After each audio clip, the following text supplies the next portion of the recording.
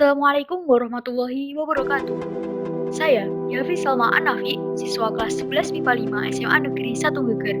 Pada kesempatan kali ini, saya akan menyampaikan materi kimia kelas 11 bab koloid.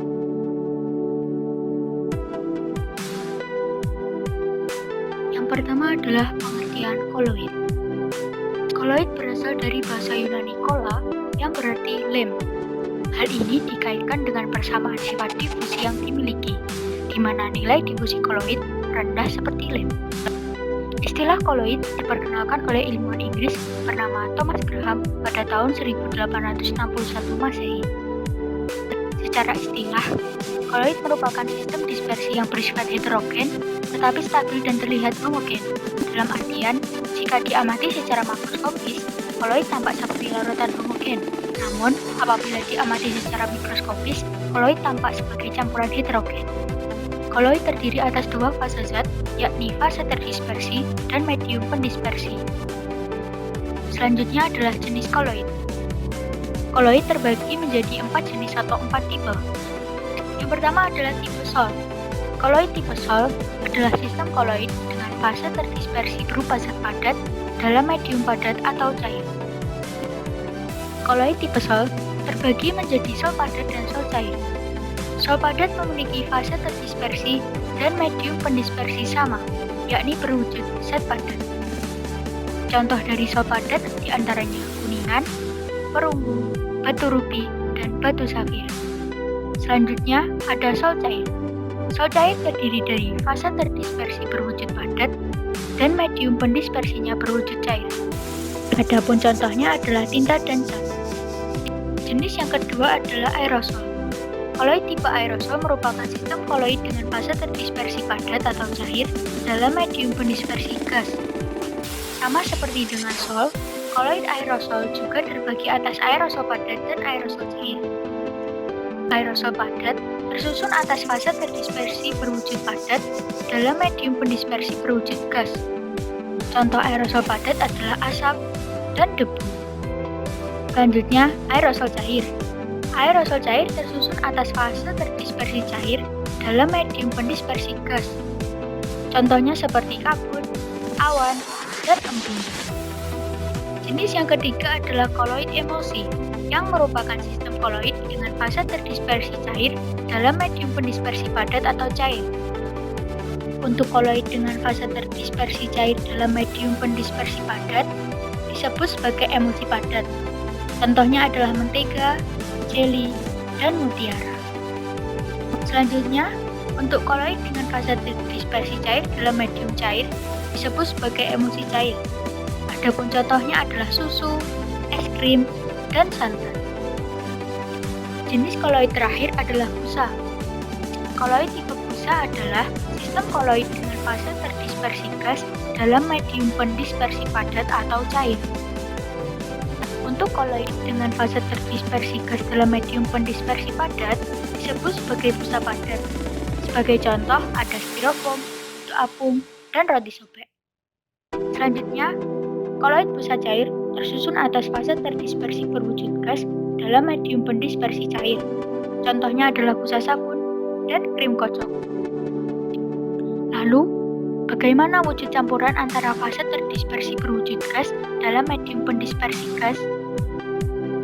Sebagai catatan, campuran antara fase terdispersi berwujud gas dalam medium pendispersi gas tidak membentuk koloid. Hal ini terjadi karena campuran tersebut akan membentuk campuran homogen. Pokok bahasan ketiga yakni cara pembuatan koloid. Koloid dapat dibuat melalui dua cara. Yang pertama, dengan cara kondensasi, yakni proses pembuatan koloid dengan memperbesar ukuran partikel larutan menjadi partikel koloid.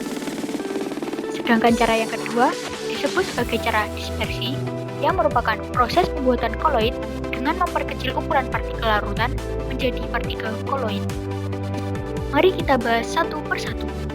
Cara kondensasi dibagi menjadi dua lagi, yakni dengan cara kimia dan dengan cara fisika. Cara kimia yang pertama dilakukan melalui reaksi pengendapan. Reaksi pengendapan dilakukan dengan cara mencampurkan dua macam larutan elektrolit hingga sehingga menghasilkan endapan yang berukuran koloid.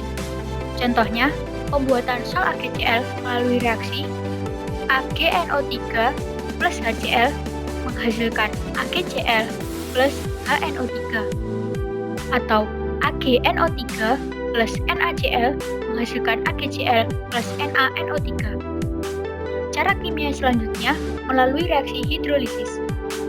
Reaksi ini dilakukan dengan cara mereaksikan garam tertentu dengan air. Sebagai contoh, larutan FeCl3 dihidrolisis menjadi sol FeOH3 kali dengan reaksi FeCl3 plus 3H2O menghasilkan FeOH3 kali plus 3HCl. Cara kimia yang ketiga melalui reaksi pemindahan atau substitusi. Cara ini dilakukan melalui reaksi penggantian ion positif maupun negatif pada reaktannya. Sebagai contoh, pembuatan sol belerang melalui reaksi Na2S2O3 plus 2HCl menghasilkan 2NaCl plus H2SO3 plus S. Selanjutnya, pembuatan sol AS2S3 melalui reaksi AS2O3 plus 3H2S menghasilkan AS2S3 plus 3H2O. Cara kimia terakhir yakni dilakukan melalui reaksi redox. Cara ini dilakukan melalui reaksi oksidasi dan reduksi suatu senyawa yang ditandai dengan adanya perubahan bilangan oksidasi. Contohnya, pembuatan sol emas atau auru melalui reaksi 2AuCl3 plus 3HCHO plus 3H2O menghasilkan 2Au plus 6HCl plus 3HCOOH. Yang kedua, pembuatan sol belerang atau sulfur melalui reaksi 2H2S plus SO2 menghasilkan 3S plus 2H2O, atau reaksi H2S plus H2O2 menghasilkan S plus 2H2O. Selanjutnya adalah cara fisika. Cara fisika pertama dilakukan dengan cara pengembunan uap. Sebagai contoh adalah pembuatan sol raksa. Cara yang kedua yakni pendinginan. Cara pendinginan dilakukan dengan tujuan untuk mengumpulkan larutan sehingga menjadi koloid karena kelarutan suatu zat sebanding dengan suhu.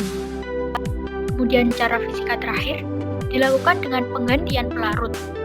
Penggantian pelarut ini digunakan untuk mempermudah pembuatan koloid yang tidak dapat larut dalam suatu pelarut tertentu.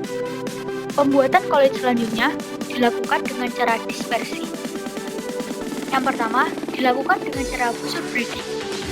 Cara ini sering disebut sebagai proses elektrodispersi. Busur breeding dilakukan dengan cara menghantarkan arus listrik yang kuat ke batang logam yang berdekatan dalam medium pendispersi. Dalam hal ini adalah air. Cara ini banyak digunakan untuk membuat sol logam seperti sol emas dan sol platina. Cara yang kedua dilakukan dengan cara mekanik. Cara ini dilakukan dengan menggerus zat padat hingga halus, kemudian didispersikan ke dalam medium pendispersi. Sebagai catatan, cara ini perlu ditambahkan stabilizer apabila fase dispersinya mengalami penggumpalan kembali. Contoh pembuatan koloid dengan cara ini adalah pembuatan mentega, tinta, dan cat. Selanjutnya adalah cara peptisasi. Cara peptisasi dilakukan dengan memecah partikel zat yang mengendap dalam medium pendispersi air menjadi berukuran partikel koloid. Contohnya adalah pembuatan sol perak iodida, sol agar-agar, sol gelatin, sol AlOH3 kali, dan sol belerang. Terakhir, koloid dapat dibuat dengan cara homogenisasi, di mana cara ini dilakukan dengan tujuan untuk membuat suatu zat menjadi homogen dan berukuran partikel koloid. Cara ini biasa dilakukan dengan cara pengadukan secara terus-menerus. Sebagai contoh adalah pembuatan foam dalgona cafe, susu, dan mayones. Sekian apa yang dapat saya sampaikan, semoga dapat memberikan kebermanfaatan. Terima kasih atas segala perhatian, mohon maaf atas segala kesalahan. Wassalamualaikum warahmatullahi wabarakatuh.